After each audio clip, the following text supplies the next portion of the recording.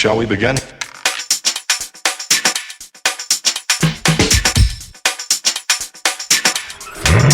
begin.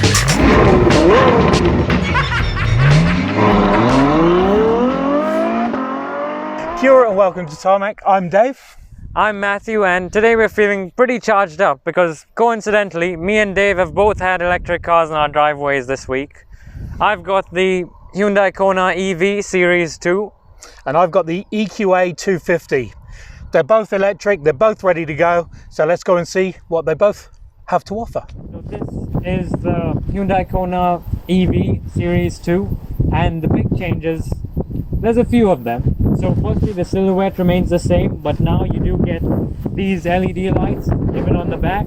But as you notice, the grille here is gone. It has been replaced with this flat, sort of aerodynamic look. And then the charging port has been moved to here, the front of the car. So this Series 2 Kona EV has a battery size of 64 kilowatt hours, though smaller batteries are available. Its range is around 484 kilometers WLTP, and with a drag coefficient of 0.29, it's pretty efficient too. The top spec model, the Elite, is priced around the high 80,000s here in New Zealand, and this is the second from the top, so it's slightly less than that. This is the all-new Mercedes-Benz EQA, so it is essentially everything is brand new in it. It's a smaller version of the EQC, so for those that love all the technology and refinement comes with the Mercedes EQC, but want something a little bit smaller, this is what you've got. Points of particular interest are the charging points are at the back, so in the regular bit where you'd normally fill up with fossil fuel. So nothing around here cause out of the way of a frontal impact. But on the whole, it's just a remarkably cool SUV or compact SUV that's got a Mercedes-Benz badge on it. This has got a battery capacity of 66.5 kilowatt hours. The range is around 400 kilometers in WLTP fashion. It's got a drag coefficient of 0.2, and again, the price range is roughly 90 grand. Shall we begin? So we're inside the second generation Kona EV, and like me over here, it's the young upstart. It's the one that's come out of nowhere and it's trying to take the cake basically, and that's essentially what Hyundai has been doing in the electric car scene, and really making some improvements. This is the second from the top model, so there are a few things on here that are missing that the Elite model will fix, and especially in the luxury sense. That's cool. Speaking of luxury, how is the comfort and the feel of it? For this model, it is actually quite good. The plastics are generally decent quality, though they are mostly scratchy. You do get a few leather bits here and there, so on the seats and the steering wheel, but general fit and finish is quite good. Though the Elite model does have the full leather package and the upgraded audio system, which is really nice too. Space, how's that here? The thing I really liked about the Kona especially is the fact that it's like a raised hatchback, so it's got a bit of that SUV ride height, but the general dimensions of a hatchback. So you can seat 4 or 5 in here if you have a child in the middle, and the boot space is pretty decent too. Visibility, what's it like to look around? Like I said, hatchback dimensions, so you do get decent sized windows, and the fact that you can actually see out the back is always nice. But the lack of a sunroof does make the cabin a little bit dark on the duller days such as today. What are you thinking about the tech?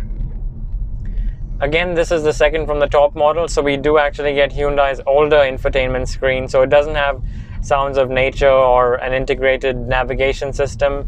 There are a few things missing where that's involved, but I think upgrading into the Elite again will fix that. But it's got a digital dash or digital instrument cluster and things like that, which is quite cool. And you can actually change the drive modes. It's got 3 of them, and if you change into Sport, everything goes red and checkered flag, and then if you change into Eco, everything goes nice blue, green, environmentally friendly color. Cool. What about safety?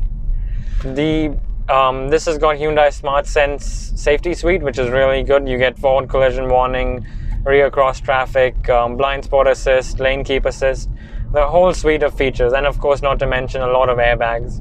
5-star NCAP, need I say more? Drivability, what's it like to drive? It's got that electric car feel to it, so you can feel the weight is down low and it does corner pretty well. Though the tires are kind of skinny, I think they're 215s on this, and you can test their limits on a wet, windy road such as today. So I don't recommend putting your foot down in the corners. How does it make you feel? I think this the Series 2 Kona EV is punching hard above its weight because the kind of tech, and not just the tech, but the kind of features that it offers, and more importantly, that added range and the bigger battery pack is something that really makes it worth considering if you're in the market for a slightly higher price EV. Overall, it's a really good package, and I think it puts a lot of value into this small SUV. Averaging around about 43 decibels, so not bad at all.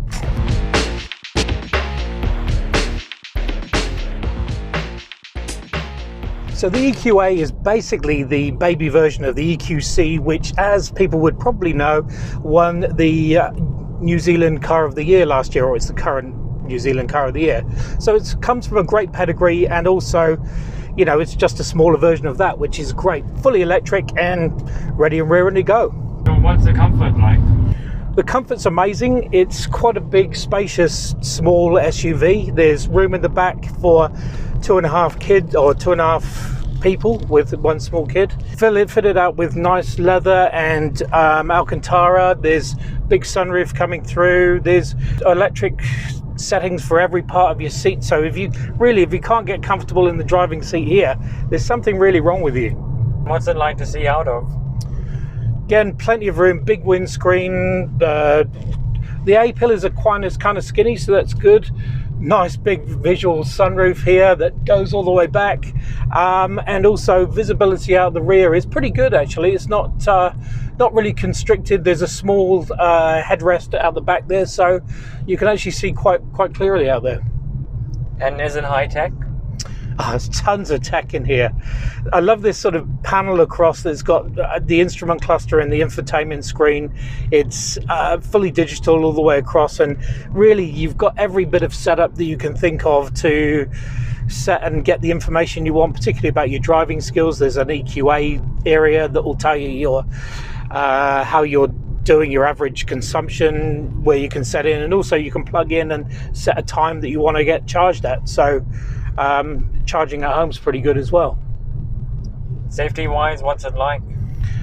Tons. It's 5-star NCAP. It's Mercedes suite of everything from adaptive cruise control to airbags all over the place, and lane keep assist, which is actually quite aggressive. It's also can sense when the car's in front, so we'll start applying the brakes, so autonomous emergency braking. It's got park assist, 360-degree camera, really is quite loaded. And what's it like to drive?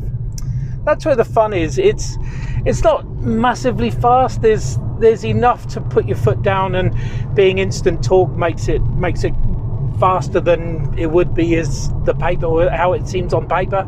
But it grips the road reasonably well for the size of it. There's plenty of battery weight down low, so it doesn't roll too much in the corners. And when you flip it up to sport mode, it really does have quite a sturdy chassis to it. So it's not bad and quite fun. Lastly, how does it feel? Feels like a Mercedes actually, and that's a good thing. You feel like you've spent the money on a really nice EV.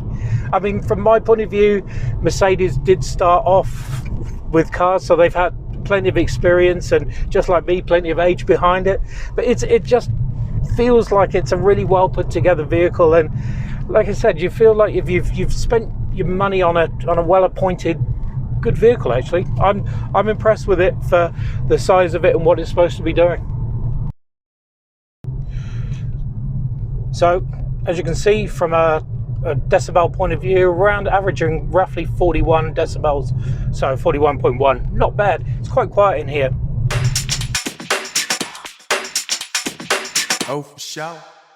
So there you have it. Two electric vehicles that are both around about 90 grand, but coming from two different brands.